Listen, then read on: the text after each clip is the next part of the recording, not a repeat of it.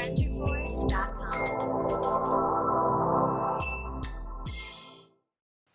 famous viewers, how are you? I hope you are fine. मेरी ये video काफ़ी देर बाद आ रही है। उसकी रीज़न्स मैं अपनी दूसरी वीडियोस में बता चुका हूँ। वो एक रीज़न तो ये है कि मैं पाकिस्तान से इटली शिफ्ट हुआ तो मुझे काफ़ी कुछ काम करना था सेटल होने से पहले और दूसरी चीज़ों को जानने से पहले और उनके बाद भी एक्चुअली तो वीडियो बनाने का टाइम बिल्कुल भी नहीं था। और आज की वीडियो जो है ये एक फेस कैम वीडियो नहीं है। वो उसकी रीज़न ये है कि मैं अपनी ओटीजी केबल जो है वो पाकिस्तान में छोड़ आया हूँ, तो यहाँ पे अभी तक मुझे ओटीजी केबल मिली नहीं है। इंशाल्लाह जैसे ही मिलेगी उसके बाद मैं फेस कैम वीडियो बनाऊँगा। अब हमारी जो आज की वीडियो है ये है डेरिवेशन ऑफ शॉर्ट-शील्ड मेट्रिक के ऊपर।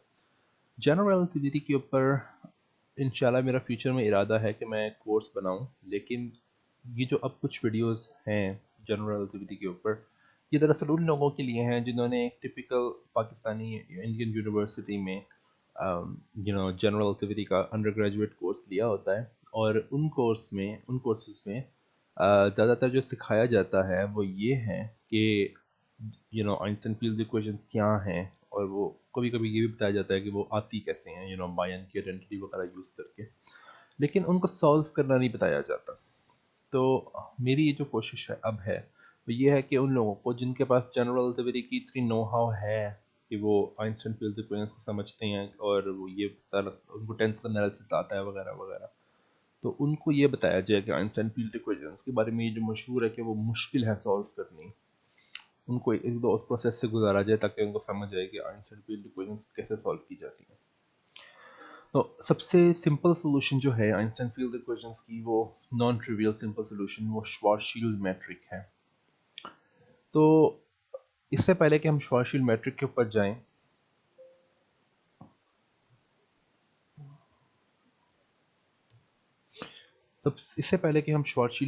ऊपर जाएं, मैं आपको कुछ प्रोमिनेंट सॉल्यूशंस बताना चाहूँगा आइंस्टाइन इक्वेशन की। और नीचे जो है हमारे आइंस्टाइन इक्वेशन लिखी हुई है। तो अब हम एक्चुअली ये जो सॉल्यूशन निकालते हैं ये किसी भी एक मैसिव बॉडी के लिए, बल्कि मैसिव बॉडी के इर्द गिर्द स्पेस टाइम में मैट्रिक क्या होगा वो हम पता करने के लिए आइंस्टाइन फील्ड इक्वेशन सॉल्व करते हैं। अब यहाँ पे आप देखेंगे कि मैंने क्लासिफिकेशंस की हुई हैं दो पैरामीटर्स को यूज़ करके, कि वो मैसिव बॉडी क्या इलेक्ट्रिकली चार्ज्ड है या नहीं, और वो मैसिव बॉडी क्या स्पिन कर रही है अपने एक्सिस पे या नहीं। अगर तो मैसिव बॉडी जो है वो अनचार्ज्ड है और स्पिन नहीं कर रही, तो जो सोल्यूशन है उसको हम श्वार्ज़शील्ड सोल्यूशन कहते हैं। और ये 1916 में आई थी, आई थिंक जनरल रिलेटिविटी के आने के जस्ट 1 ईयर बाद। और अगर तो वो बॉडी चार्ज्ड है, इलेक्ट्रिकली चार्ज्ड, और फिर भी नॉन स्पिनिंग है, तो उस मैट्रिक को हम रीजनर नॉर्डस्ट्रॉम मैट्रिक कहते हैं। इसकी तारीख के बारे में इख्तलाफ है कि ये कब आया था, लेकिन ये कहा जाता है कि ये 1916 से 1921 के दरमियान आया था, लेकिन कुछ बुक्स में 1918 भी इसका ईयर लिखा हुआ है। अच्छा, और अगर तो हम स्पिनिंग बॉडीज में आ जाएं, तो अगर अनचार्ज्ड स्पिनिंग बॉडी होगी तो कर मैट्रिक कहते हैं उसको, जिस सॉल्यूशन को हम कर मैट्रिक कहते हैं। अब आप देख सकते हैं कि ये 1963 में आया था। उसकी रीज़न ये है कि स्पिनिंग ब्लैक होल्स को या स्पिनिंग बॉडीज के लिए मैट्रिक कैलकुलेट करना ये इंतहाई मुश्किल काम है।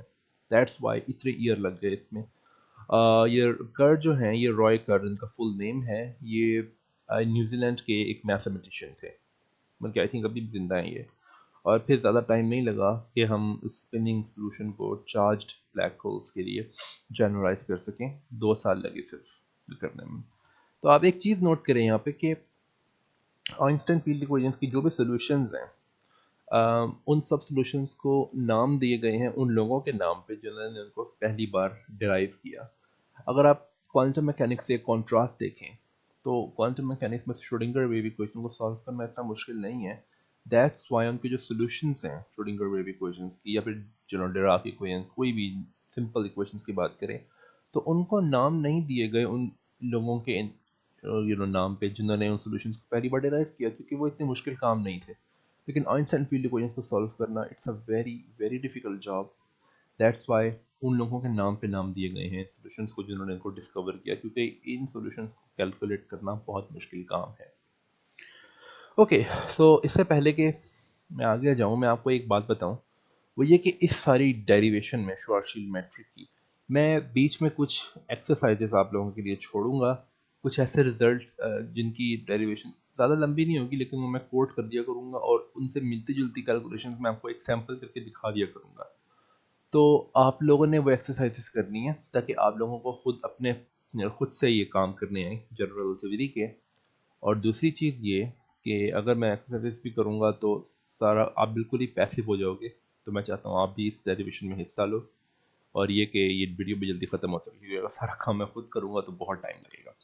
Okay, so let's go on.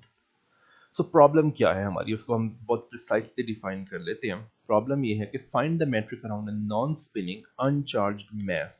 अच्छा, कुछ कई दफ़ा यहाँ पे लिखा जाता है find the metric around a non spinning uncharged black hole. ये बात भी ठीक है, क्योंकि ज़्यादातर ये मैट्रिक्स जो हैं ये ब्लैक होल्स वगैरह की स्टडी के लिए यूज़ होते हैं, लेकिन जो मैथ है बीच में उसको ब्लैक होल होना ज़रूरी नहीं है।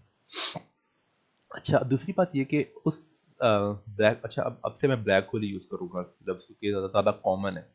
तो उस ब्लैक होल के इर्द गिर्द जो स्पेस है वो बिल्कुल उसमें वैक्यूम होना चाहिए। तो इसका मतलब है कि जो स्ट्रेस एनर्जी टेंसर है वो आइडेंटिकली ज़ीरो होगा। तो जो आइंस्टाइन फील्ड इक्वेशंस हैं वो ये बन जाती हैं, और इस वाली इक्वेशन से ये R mu nu minus half R G mu nu equal to zero, ये इक्वेशन इम्प्लाई करती है कि R mu nu equal to zero. ये कैसे इम्प्लाई करती है, इसका प्रूफ देख सकते हैं। सबसे पहले तो हम ये तो पता ही है कि अगर टी म्यू न्यू ज़ीरो हुआ तो ये इक्वेशन सही है। अब हमने क्या करना है कि इस इक्वेशन को कॉन्ट्रैक्ट करना है, और we will get something like that, because we know कि जी म्यू न्यू की कॉन्ट्रैक्शन जब जी म्यू न्यू के साथ होती है तो 4 डायमेंशनल स्पेस टाइम में इसका आंसर 4 होता है। That's why this 4 is appearing here, and we can simplify that to get r is equal to 0. If r is equal to 0, तो इस इक्वेशन में हम देख सकते हैं कि सिर्फ r mu nu रह जाएगा। It implies that r mu nu equal to 0. अच्छा, यहाँ पे एक चीज़ है कि मैंने जिस इक्वेशन को सॉल्व करना है वो है r mu nu equal to 0। तो मैं r is equal to 0 क्यों नहीं सॉल्व करता इक्वेशन?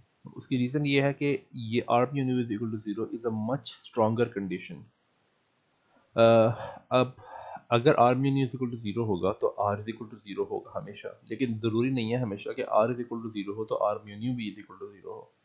लेकिन ये बात थोड़ी सी कॉन्ट्रोडिक्टिंग लगती है मेरी, क्योंकि अगर R is equal to zero हो तो मैंने अभी प्रूफ किया था कि R mu is equal to zero होगा, लेकिन ये सिर्फ तब होगा कि अगर वो रिची टेंसर और रिची कर्वेचर आइंस्टाइन ये वैक्यूम आइंस्टाइन फील्ड इक्वेशंस को सॉल्व करेंगे। अगर कोई मैं जनरल रिची टेंसर लूँ तो जो कि आइंस्टाइन फील्ड इक्वेशन को सॉल्व करता हो या ना करता हो, तो ज़रूरी नहीं है कि रिची स्केलर कर्वेचर जो होगा वो भी ज़ीरो होगा। Okay, so generally for arbitrary R mu nu this is a much stronger condition कि R mu nu is equal to zero. Okay okay, अगर आपके कोई भी क्वेश्चन हो मैं वैसे बीच में बता दूँ तो आप प्लीज़ मुझे कॉमेंट्स में ज़रूर बताइएगा, I will love to answer them. Okay, तो कुछ चीज़ें हैं जो कि आपको पता होनी चाहिए इससे पहले कि हम डेरिवेशन शुरू करें। सबसे पहली बात यह कि the matrix should be static, because ये जो सिचुएशन हमने लिखी है ये टाइम इंडिपेंडेंट सिचुएशन है। एक स्फेरिकली सिमेट्रिक हमारे पास मैस है, वो जो आगे बताऊंगा मैं, तो ये टाइम के साथ चेंज नहीं हो रहा। इसका मतलब है कि metric tensor should not depend on time. Okay, और इसको अगर मैं बहुत ही प्रिसाइसली कहूँ, क्योंकि हमें ये बात आगे चाहिए होगी कि the metric tensor should be invariant in the coordinate change t is equal to t goes to minus T. Okay, अगर मैं टाइम को रिवर्स कर दूं तो मैट्रिक टेंसर क्योंकि डिपेंड नहीं करता टाइम पे, तो वो बिल्कुल चेंज नहीं होना चाहिए।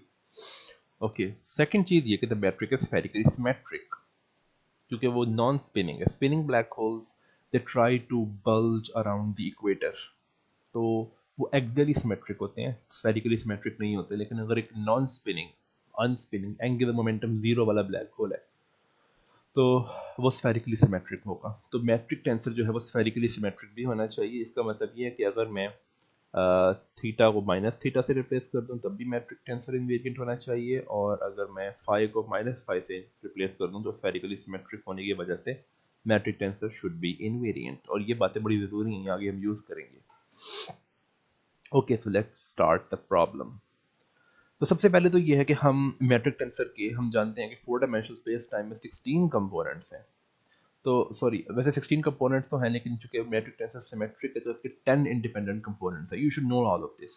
If you have confusion in that तो please tell me in the comments. Okay, तो हम मैट्रिक टेंसर की फॉर्म को थोड़ा रिस्ट्रिक्ट कर सकते हैं सिमेट्री आर्ग्यूमेंट्स यूज करके.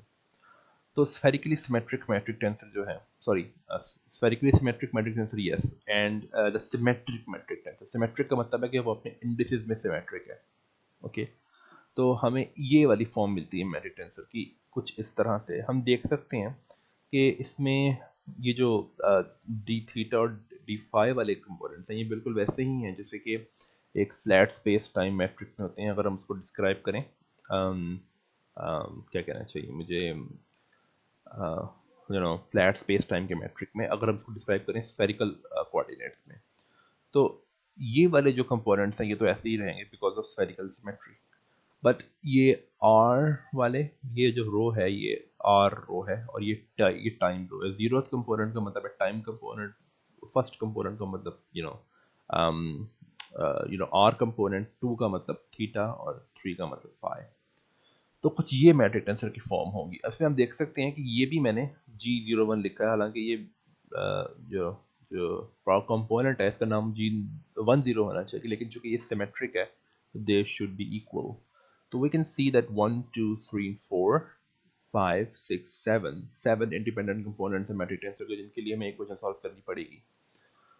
But the thing is that actually I think मुझे एक और काम करना चाहिए कि चूंकि ये ज़ीरो है तो ये भी ज़ीरो है, ये ज़ीरो है तो ये भी ज़ीरो है, और इसी तरह से हम कह सकते हैं कि ये सारे चूंकि G01 के अलावा जो लोअर ट्राइंगल है इसमें सारी एंट्री ज़ीरो हैं. इसका मतलब है कि ये G01 के अलावा अपर ट्राइंगल में भी सारी इन्वेरिएंट और सॉरी ज़ीरो होनी चाहिए. तो G01 के बारे में भी हम कुछ कह नहीं सकते, लेकिन मैंने यहाँ पे इनको नॉन ज़ीरो एज्यूम किया. वो इसलिए क्योंकि मैं एक और आर्ग्यूमेंट देना चाहता हूँ जो कि थोड़ा जनरल है, ये बताने के लिए कि स्फेरिकली सिमेट्रिक मैट्रिक में ये सब कुछ ज़ीरो होना चाहिए. और वो सिमेट्री आर्ग्यूमेंट था जो कि मैंने अभी ऊपर बातें की थी उससे मुताल्लिक है. So this metric can be prove to be diagonal. अब इसके लिए हम वो सिमेट्री आर्ग्यूमेंट्स यूज करेंगे. Okay, so for a coordinate transformation from some set of coordinates to another set of coordinates, हम जानते हैं कि जो मैट्रिक टेंसर है उसकी ट्रांसफॉर्मेशन कुछ यूं है. ये फार्मूला बहुत की फार्मूला है. अब हम एक काम करते हैं, हम सिर्फ एक कोऑर्डिनेट चेंज करते हैं, यानी कि फाई को -फाई पे ले जाते हैं, बाकी सब कुछ पहले जैसा ही है. टी भी वैसा, आर भी वैसा, थीटा भी वैसा. तो वी कैन कंक्लूड, अभी आपने वेरीफाई करना है कि ऊपर वाले फार्मूला को यूज़ करके हम ये कह सकते हैं कि जो मैट्रिक टेंसर का जो 03 कंपोनेंट है वो ट्रांसफॉर्म हो जाएगा -03 कंपोनेंट, यानी कि ओरिजिनल मैट्रिक टेंसर के -03. बट हमने तो कहा था कि मैट्रिक टेंसर इनवेरिएंट होना चाहिए, बिल्कुल इनवेरिएंट होना चाहिए. तो इसका मतलब है कि ये जो -G03 है ये एक्चुअली G03 के इक्वल होना चाहिए, which means that G03 is 0. तो हमने ये प्रूव किया कि एक ऑफ डायगोनल एंट्री जो है वो 0 है. And use this trick to show that G13 and G23 can also be 0. You should check that. Okay, तो अब हम एक काम करते हैं, एक्सरसाइज है आप लोगों के लिए, कि अब हम टाइम ट्रांसफॉर्मेशन यूज करते हैं and we can show that these three are 0, and then we can use the theta transformation to conclude that these three are 0. Okay, so after this the metric tensor becomes this is diagonal metric tensor. Okay, so अब एक चीज़ देख सकते हैं कि यहाँ पे सिर्फ दो अननोन कंपोनेंट्स रह गए हैं मैट्रिक टेंसर के. ओके, सो अब हम मैट्रिक टेंसर को लाइन एलिमेंट की शक्ल में लिखते हैं. मैंने यहाँ पे दो फंक्शंस लिखे हैं ए आर और बी आर, और हम आप देख सकते हैं कि यहाँ पे तो G00 और G11 आने चाहिए था, लेकिन वो यानी कि इससे रिलेटेड है कि ए आर जो है वो -G00 है और बी आर जो है वो G11 है. और एक और चीज़ कि हम जानते हैं कि मैट्रिक टेंसर की कंपोनेंट्स जो हैं वो थीटा या फाई पे तो डिपेंड नहीं करने चाहिए, because it is spherically symmetric matric, और स्टैटिक मैट्रिक भी है तो टाइम पे भी डिपेंड नहीं करने चाहिए. तो ए और बी जो है वो एटमोस्ट आर पे डिपेंड कर सकते हैं. That's why I have written A and B as A of R and B of R. और ये सॉलिड एंगल का जो एलिमेंट है इसको तो आप जानते ही होंगे, स्फेरिकल स्फेरिकल कोऑर्डिनेट्स के अंदर. Okay, so the metric becomes diagonal with two unknown functions only. तो हमने सिर्फ ये दो फंक्शंस को हल करना है। ये है श्वार्ज़शील्ड मैट्रिक। अगर हम ये दोनों फंक्शंस मिल जाएं तो हमने बहुत बड़ी प्रॉब्लम को, जो कि मैट्रिक टेंसर के 10 कंपोनेंट्स में थी, हमने सिर्फ रिड्यूस कर दिया इसको टू फंक्शंस फाइंड करने के लिए। But you can not always do that, because ये सिर्फ इसलिए आप कर सकते क्योंकि मैट्रिक टेंसर जो था वो स्टैटिक था और स्फेरिकली सिमेट्रिक था। ये एक जनरल चीज़ नहीं है। ओके, सो सबसे पहले हम आइंस्टाइन फील्ड इक्वेशन को देखते हैं। तो उसके लिए हमें रिची टेंसर पता होना चाहिए। तो जो रिची टेंसर लोकली डिफाइन है, अच्छा, if you have taken a course, जो कि मैंने अज्यूम किया हुआ है जनरल रिलेटिविटी के ऊपर बेसिक कोर्स लिया हुआ है, तो you should know what is the meaning of locally. It means in Gaussian normal coordinates. Okay, तो अच्छा, एक और बात है कि यहाँ गाउसियन नॉर्मल कोऑर्डिनेट्स में जो क्रिस्टोफर सिंबल्स हैं वो जीरो हो जाते हैं, तो you can also omit these terms. Okay, तो रिचर्ड आंसर जो है वो लोकली इस तरह से डिफाइन होता है। ये बड़ी डेफिनेशन है। तो अब अगर हम इस फार्मूला को यूज़ करने बैठ जाए रिचर्ड आंसर की कंपोनेंट फाइंड करने के लिए, तो फिर तो ये वीडियो कई घंटों लंबी हो जाएगी। And I literally mean it, ये बहुत घंटों लंबी हो जाएगी वीडियो। तो हम क्या करेंगे, हम रिचर्ड आंसर वर्कशीट यूज़ करेंगे डायगोनल मैट्रिक के लिए। ये क्या है दरअसल, ये हम जानते हैं कि आइंस्टाइन की जनरल रिलेटिविटी में बहुत सालों से काम हो रहा है। तो लोगों ने डायगोनल मैट्रिक के लिए रिचर्ड आंसर जल्दी फाइंड करने के लिए एक वर्कशीट बनाई हुई है। And a similar worksheet exists for Christopher symbols, but वो हमें यहाँ पे ज़रूरत नहीं है। अगर आप में से किसी को चाहिए हो तो please tell me, I will give it to you. Okay, तो क्वेश्चन पहले पैदा होता है कि इस शीट को यूज़ कैसे करना है। तो हम कर ये रही हैं कि हम एज्यूम कर रही हैं कि एक डायगोनल मैट्रिक है जिसका 9 एलिमेंट कुछ इस तरह से दिया हुआ है, -a b c and d। और हम ये एज्यूम, अच्छा, एक और चीज़ कि यहाँ पे जो कोऑर्डिनेट्स हैं उनके नाम है x0 x1 x2 and x3। और हमने एज्यूम किया हुआ है कि ये जो मैट्रिक है ये तमाम के तमाम कोऑर्डिनेट्स पे डिपेंड कर सकता है। जनरल सिचुएशन दी हुई है। तो अगर ये हम इस फॉर्मूला को लेके चलें, और एक और चीज़ कि अब ये माइनस साइन नोट करें, क्योंकि हम जानते हैं कि टाइम के साथ हम माइनस साइन यूज़ कर रहे हैं यहाँ पे। Okay, so then the rigid answer elements can be calculated off the sheet. Okay, but इससे पहले कि मैं आपको शीट दिखाऊं, you should know some things. अब हमारी प्रॉब्लम में एक्स नॉट जो है वो टी है। हमने सी को, सी यानी कि स्पीड ऑफ लाइट को 1 लिया हुआ है, वरना एक्स नॉट जो है वो सी टाइम्स टी होता है। एक्स वन जो है वो आर, एक्स टू जो है वो थीटा, एक्स थ्री जो है वो फाई है। सिंपल। दूसरी चीज़ ये कि हम मैट्रिक टेंसर में सिर्फ दो चीज़ें हैं भी हमारे पास अननोन है, वो है main A and B. But C और डी वी नो कि सी जो है वो आर स्क्वायर एंड डी जो है वो R square sine square theta है। Okay, so this will really, it will give a lot of relief. हम एक चीज़ और जानते हैं कि ए और बी जो है, या ओके, हाँ, यही मैं कहने लगा था कि ए और बी जो है वो आर पे डिपेंड करता है, सी भी आर पे डिपेंड करता है। तो सिर्फ डी जो है वो थीटा पे भी डिपेंड करता है आर के अलावा, लेकिन फाई पे कोई नहीं डिपेंड करता। और एक और चीज़ ये कि टाइम पे कोई डिपेंड नहीं करता कोई भी कंपोनेंट। अब यहाँ पे एक और बात है कि सब्सक्रिप्ट्स होंगे इस शीट के अंदर, जो कि मैं आपको दिखाने लगा हूँ। तो सब्सक्रिप्ट का मतलब है derivative. For example B subscript 1 का मतलब है कि single derivative with respect to x1, जो कि हमारे फॉर्मेलिज्म में r है। और बी डबल वन का मतलब है कि double derivative with respect to x1, जो कि फिर हमारे प्रॉब्लम में r है। So this, okay. सो अब हम ये जो कुछ नेक्स्ट पेज, कुछ पेजेस पे मैं आपको रिची टेंसर के 10 कंपोनेंट्स, रिची टेंसर भी एक सिमेट्रिक टेंसर है, तो इसके 10 कंपोनेंट्स जो कि इंडिपेंडेंट है, तो उन 10 के 10 कंपोनेंट्स के लिए आपको मैं फार्मूलाज दिखाऊंगा। ओके, तो ये हैं formulas, note them, pause the video if you want these sheets. तो आप ये भी कर सकते हो कि वीडियो पॉज करके स्क्रीनशॉट्स ले लो। हाँ, यही एक तरीका है यहाँ पे करने का। लेकिन अगर आपको पीडीएफ फॉर्म चाहिए तो मेरे यूट्यूब चैनल पे, इस चैनल पे ईमेल लिखा हुआ है मेरा, you can ask me for a PDF version and I will give it to you. So ये देखें सब, ये इसको देख के डरना नहीं है। ये ऐसा लग रहा है कि उतना लंबा फार्मूला, एक्चुअली बात ये है कि ये फार्मूला आप देख सकते हैं आर नॉट नॉट के लिए, आर जीरो जीरो कंपोनेंट के लिए है। और इसमें जितने भी कंपोनेंट्स हैं उन सब का फार्मूला लिखे हुए हैं in terms of A B C and D and their derivatives. और इसमें कुछ कंपोनेंट जीरो हैं तो उनकी जगह जीरो लिख दिया गया, तो इग्नोर दो जीरोस। और ये आप देख सकते हैं कि डायगोनल कंपोनेंट है आर का, आर जीरो जीरो, R11 भी डायगोनल होगा, R22 भी डायगोनल कंपोनेंट होगा और R33 भी डायगोनल कंपोनेंट होगा।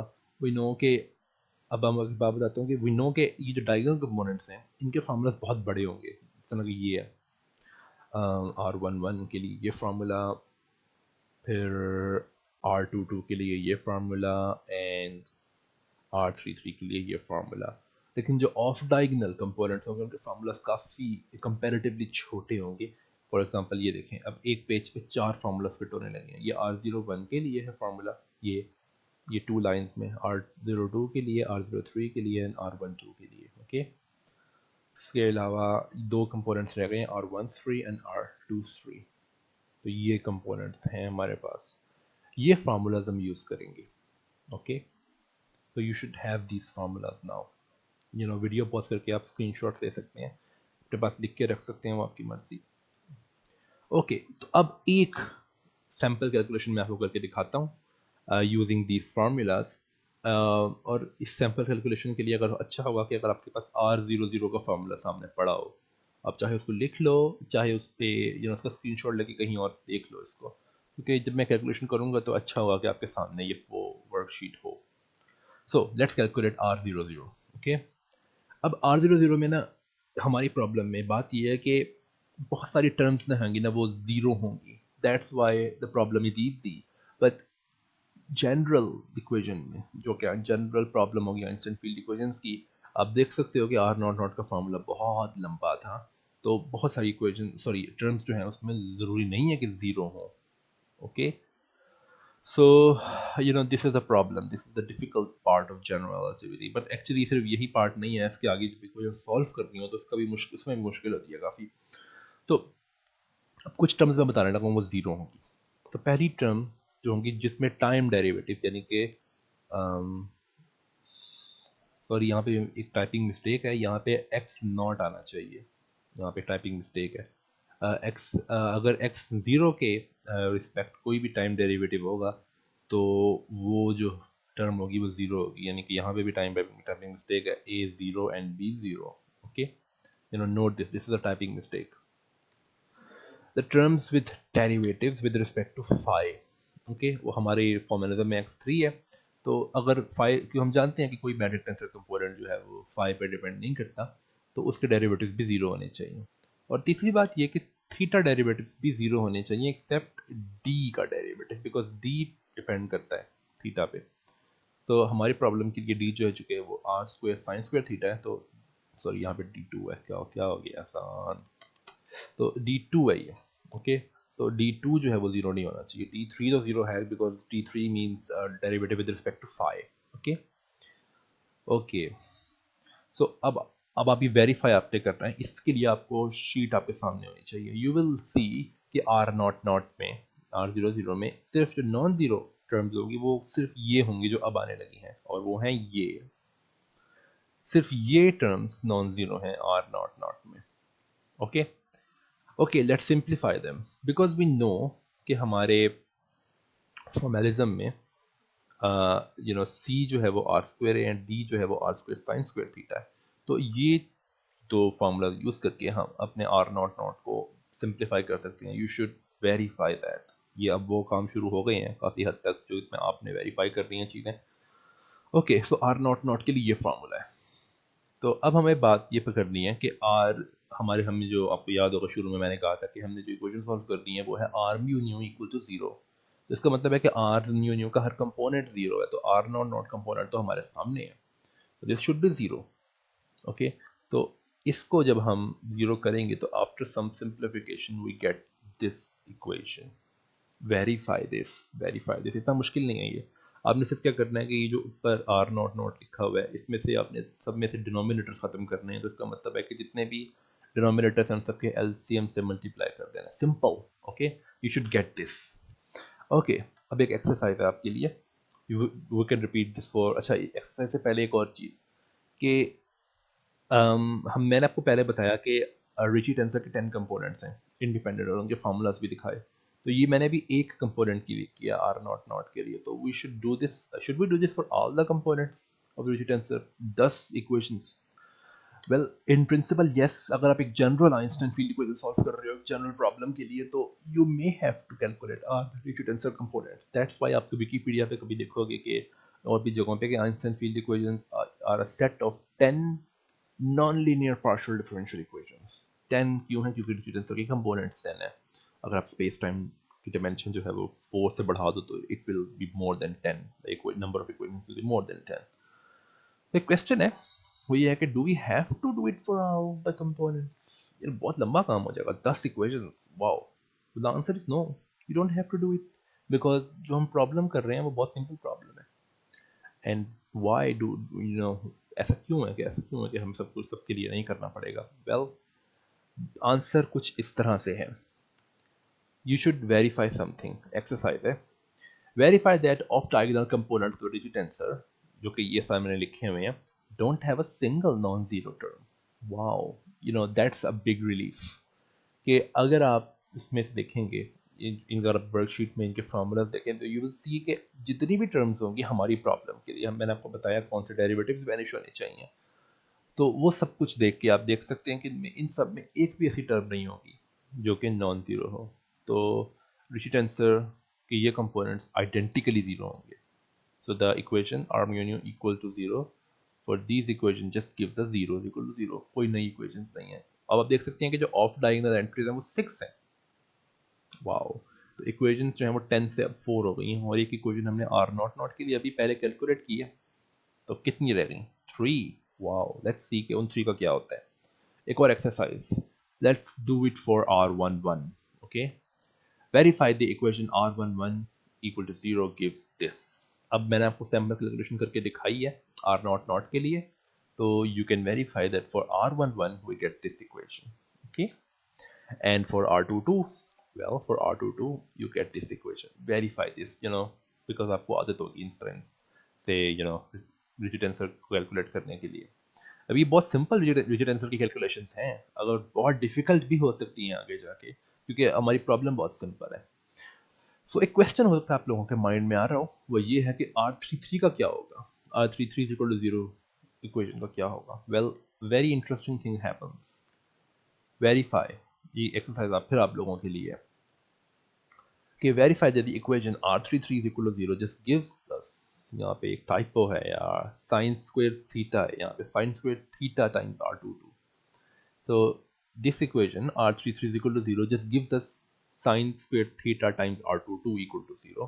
तो इसका मतलब यही है कि ये इम्प्लाई कर रही है कि R22 is equal to 0। तो R33 is equal to 0 isn't an independent equation। ये हमेशा नहीं होगा, ये सिर्फ हमारी प्रॉब्लम के लिए ऐसा है कि R33 is equal to 0 एक इंडिपेंडेंट इक्वेशन नहीं है, ये सिर्फ हमारी शॉर्ट प्रॉब्लम के लिए ऐसा है। हो सकता है कि आप अगर दूसरी इक्वेशन में जाए रीजनल नॉर्म कर में, तो ऑब्वियसली ऐसा होगा कि वहाँ पे ये बात सच ना हो कि R33 is equal to 0 जो है वो एक इंडिपेंडेंट इक्वेशन ना हो। ओके, सो इसका मतलब है कि हमारे पास एक्चुअली सिर्फ 3 इक्वेशंस हैं, R naught not is equal to 0, R11 is equal to 0 and R22 is equal to 0। तो वी हैव दीज इक्वेशंस, हमने सिर्फ इन 3 इक्वेशंस को सॉल्व करना है। तो you have a set of 3 non-linear partial differential equations. Okay, तो let's solve the equations. अब एक पहली बात तो ये कि हमने नोटेशन ज़रा बेहतर करनी है, तो हम देखते हैं कि ए और बी दोनों सिर्फ एक ही चीज़ के फंक्शन हैं, वो है आर के। तो ए के नीचे सब्सक्रिप्ट लगाना इट्स अ लिटिल मेसी। तो A1 का मतलब मैं सिर्फ A प्राइम कर दूंगा, और A11 का मतलब A double prime, because derivatives में कोई वो नहीं है मसला।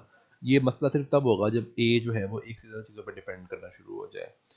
हाँ, D के लिए मैं वो काम नहीं कर रहा, क्योंकि उसके लिए करने की ज़रूरत भी नहीं है। D1 भी यहाँ पे हम जानते हैं कि नॉन ज़ीरो है, D2 भी नॉन ज़ीरो है, but we know that function D, so हमें उसको D लिखने की ज़रूरत नहीं है।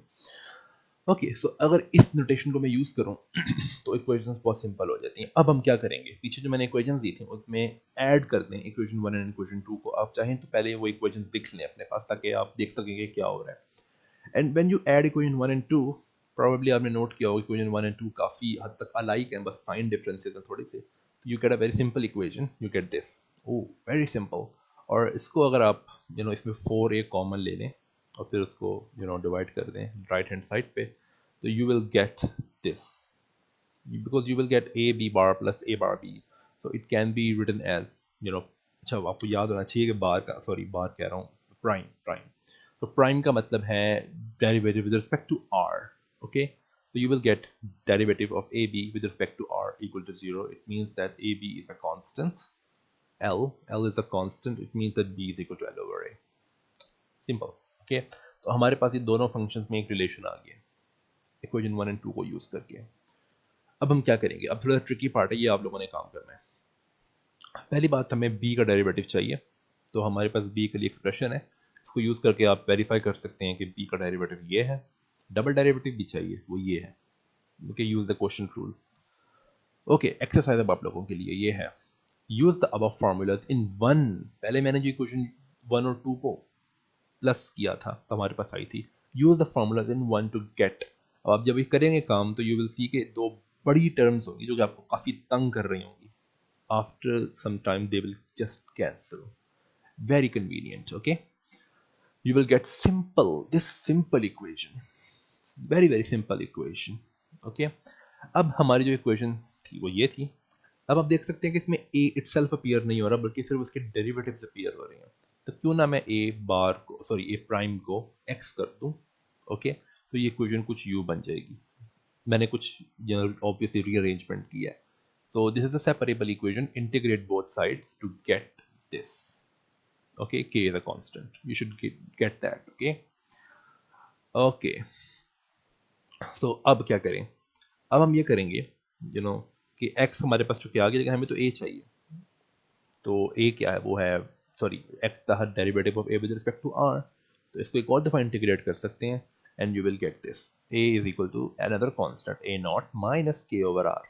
ओके, और b जो हम जानते हैं कि b दरअसल l ओवर a था, तो b is this thing. Okay, अब एक्सरसाइज आप लोगों के लिए वो ये है कि ये जो हमने इक्वेशंस 5 और 6 लिखी हैं, अगर आप इनको यूज करें इक्वेशन 2 में तो आपको कोई नई इंफॉर्मेशन नहीं मिलती। The equation is satisfied identically.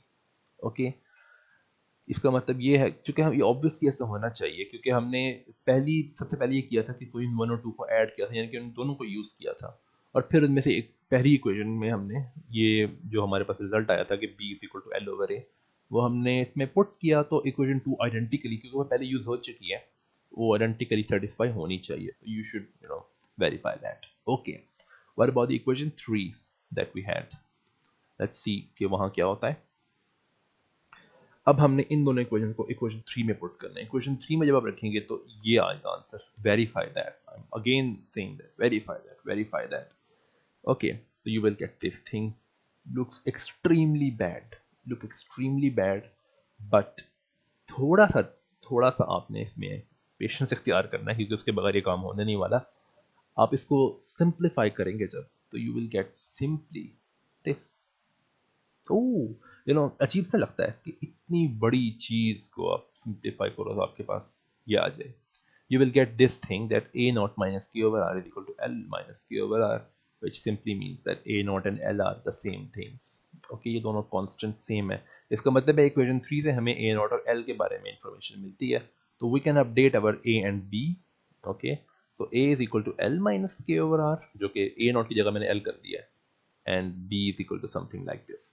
Okay, okay, अब एक और चीज, हम एक लिमिटिंग केस की स्टडी कर रहे हैं। तो we know that as R approaches infinity, यानी कि हम ग्रेविटेटिंग मैस से इन्फिनिटी पे जाएं, यानी कि ग्रेविटी जहाँ पे खत्म हो जाएगी ऑलमोस्ट, तो हमारा जो मैट्रिक टेंसर है वो ईटा म्यू न्यू को अप्रोच करता है। What is eta mu new? Well, you should no कि ये काफ़ी फेमस सिंबल है। ईटा म्यू न्यू का मतलब है the metric tensor of flat space time. Okay, तो उसके लिए जो लाइन एलिमेंट है वो कुछ यूँ होता है, minus D T square plus D R square plus the same thing. उसका मतलब, ये सेम थिंग का मतलब है कि R square D omega square. अब इसका मतलब है कि ए जो है वो आर अप्रोचेस इन्फिनिटी की लिमिट में होना चाहिए 1। ओके, तो आर अप्रोचेस इन्फिनिटी, तो इसका मतलब है कि ए एल को अप्रोच कर रहा है, it means that L is equal to 1। Okay, तो हमें एल की वैल्यू भी मिल गई इन्फिनिटी अप्रोचिंग केस से। ओके, तो हमारी ए और बी जो है अब क्या बनेंगे? हमारे ए और बी ये हैं। काफ़ी हद तक हमने इसको नैरो डाउन कर लिया है। तो सोल्यूशन क्या है फिर शॉर्ट-शील्ड इक्वेशन की? सोल्यूशन लाइन एलिमेंट की शक्ल में देते हैं क्योंकि ज़्यादातर उसी तरह ही यूज़ होती है ये। So this is the solution for the Schwarzschild equations. But what about K? Well, K आप आइंस्टाइन फील्ड इक्वेशंस को यूज करके नहीं सॉल्व कर सकते. This has to be solved by comparing to Newtonian gravity. So K is fixed by comparing to a problem in weak gravity. Weak gravity इसलिए क्योंकि general relativity um, you know has a limiting case of Newtonian gravity in the weak gravitational limit. अगर weak gravity होगी तो general relativity के result जो हैं वो Newtonian gravity पे लिमिट उस पे ट्रांसफॉर्म नहीं कहना चाहिए, यानी कि लिमिटिंग केस न्यूटोनियन ग्रेविटी है. And you can solve this value of K by actually deriving Kepler's third law in general relativity using Schwarzschild metric. But लंबा काम है, तो maybe in another video. Okay, so ये हमारी Schwarzschild solution है, but K turns out to be 2gm, where m is the mass of the thing, और उस mass को अपने origin पे दिया हुआ है, तो you can say that m is the mass at origin. R S जो है इसको शॉर्टशील्ड रेडियस भी कहते हैं. और शुरू में मैंने वीडियो के कहा था कि हमने स्पीड ऑफ लाइट यानी कि सी को 1 लिया हुआ है. अगर हमने सी को 1 ना लिया हो तो आर एस जो है वो 2gm ओवर सी स्क्वायर बनता है. ओके, तो अगर हम ये वैल्यू यूज करें के की तो we get this line element.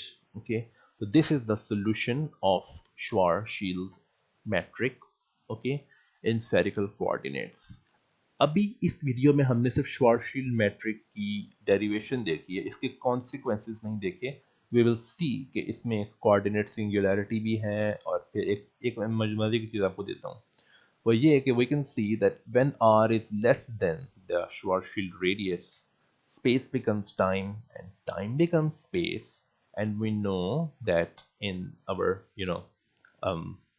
everyday life हम स्पेस में आगे पीछे जा सकते हैं लेकिन टाइम में नहीं. तो अब तो टाइम अगर स्पेस बन गया है तो can we go back in time when we are inside the Schwarzschild radius, यानी कि inside the black hole. Wow, many speculative things. So इस वीडियो के लिए इतना ही. If you have any question regarding any point जो कि मैंने इस वीडियो में एक्सप्लेन किया, तो प्लीज़ लेट मी नो. और अगर आपको इस तरह किसी और वीडियो के बारे में वीडियो की ज़रूरत है, किसी और टॉपिक के बारे में आपने जानना है, please let me no. If you want any book, please let me no. Yes, late me no का मतलब है कि आप मुझे ईमेल करें. And if you like the video, या आपके पास कोई सजेशन है इस सबको ये सारी की सारी वीडियोज़ हैं इनको बेहतर बनाने के लिए, तो please let me know about your suggestions. Subscribe to our channel, and until next time, bye.